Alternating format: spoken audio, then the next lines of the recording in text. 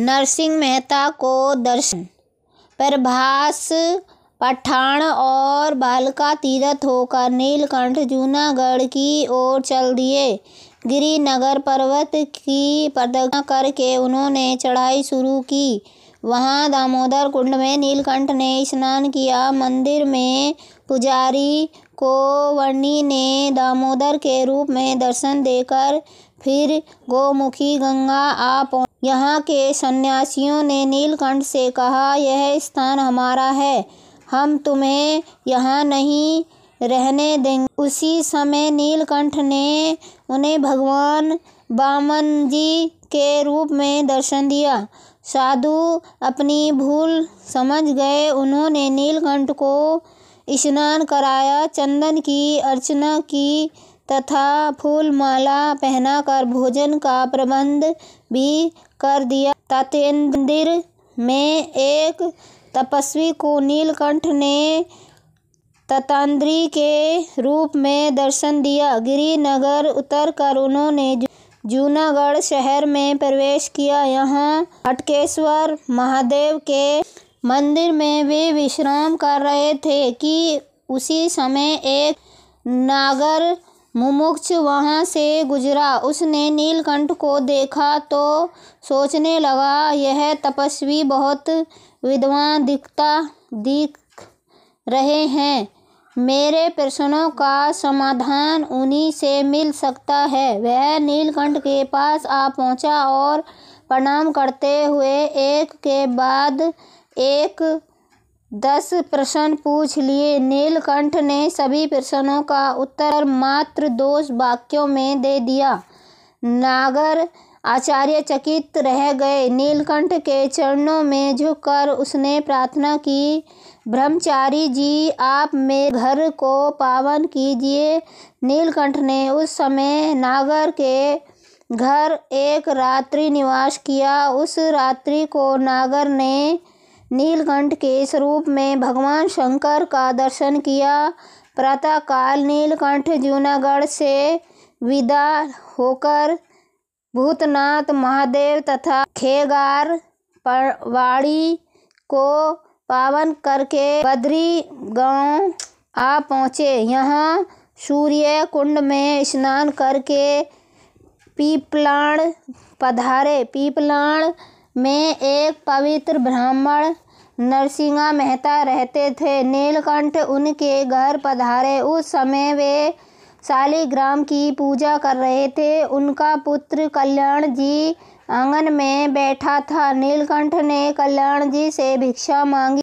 तब कल्याण जी ने कहा, अभी भोजन तैयार नहीं है, यदि आप 2 घड़ी रुकें तो भिक्षा मिल सकती है। नीलकंठ ने कहा, इतनी देर तक तो मैं भोजन के लिए नहीं रुक सकता, मुझे आगे की यात्रा तय करनी है, इसलिए जो भी तैयार हो ले आओ। यदि अन्न तैयार नहीं है तो कोई बात नहीं, मैं चलता हूँ। इतना कहकर नीलकंठ शीघ्रता से गांव के बाहर चल दिए। जाते जाते उनकी दृष्टि नरसिंह मेहता के शालिग्राम की ओर गई। उसी पल चमत्कार हो गया। पूजा में बैठे हुए नरसिंह मेहता के शालिग्राम से प्रकाश निकलने लगा। नरसिंह मेहता उठकर फौरन बाहर आए। उन्होंने नीलकंठ को नहीं देखा तो कल्याण जी से पूछने लगे, तुम जिससे बात कर रहे थे वे तपस्वी कहाँ? वे तो चले गए।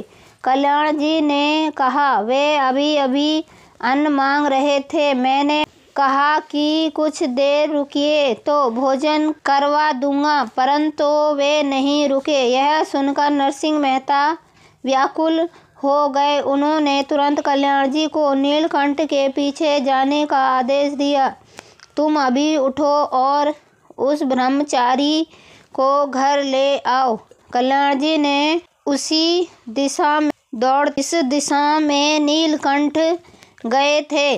कुछ दूरी पर नीलकंठ को देखते ही दंडवत प्रणाम करके कल्याण जी ने घर वापस लौटने का निमंत्रण दिया। नीलकंठ के आगमन से नरसिंह मेहता प्रसन्न हो गए। भैंस धोकर उन्होंने नीलकंठ को ज्वार का धान और दूध का भोजन कराया। उस समय नीलकंठ ने उनको चतुर्भुज नारायण के रूप में दर्शन दिए। नरसिंह मेहता धन्य हो गए। उन्होंने अपने गुरु रामानंद स्वामी के शब्दों का स्मरण हो गया कि मैं तो उद्धवजी का अवतार हूँ। साक्षात पुरुषोत्तम प्रभु तो अब अवतारित होंगे और तुम्हारी सेवा अग्रिक करेंगे। साथ ही उनको गिरनगर में सुनी हुई आकाशवाणी का स्मरण हुआ कि साक्षात भगवान तुम्हारे घर आएंगे और तुम्हें चतुर्भुज नारायण के रूप में दर्शन देंगे। नरसिंह मेहता नीलकंठ को आत्मा जानकर गदगद हो गए। उन्होंने नीलकंठ से सारी बात कही। यह सुनकर नीलकंठ ने पूछा, तुम्हें आकाशवाणी कैसे सुनाई दी? नरसिंह मेहता विस्तार पूर्वक बताने लगे। मुझ में बचपन से ही भगवान से मिलने की चाह थी। मैं प्रतिदिन पूजा पाठ तथा ज्ञान दान यज्ञ करता था, परंतु मुझे प्रभु का अनुग्रह नहीं मिला। मैं ग्रह कर गिरिनगर में बहुत सालों तक घूमता रहा। कितने ही योगी मिलते रहे, परंतु अंतर मन में शांति नहीं हुई। ऊब कर एक दिन आत्महत्या करने पेड़ पर चढ़ा। तभी मुझे 3 बार आकाशवाणी सुनाई दी, तुम चिंता क्यों करते हो?